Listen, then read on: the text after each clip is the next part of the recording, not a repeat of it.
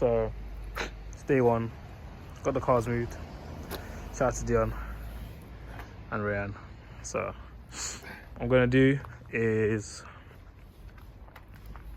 just work on taking things out of the car that I brought over. So I've got front valence that I grabbed to replace my one, which is a bit rusty up here at the front. And this one is a lot better condition.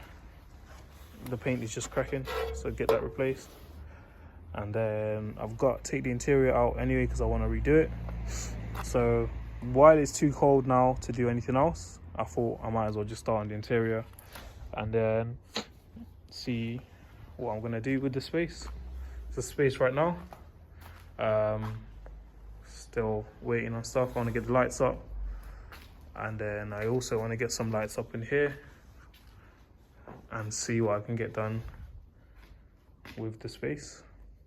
So yeah, this is the E30. Today's day one of this project. Let's go. I'm cold.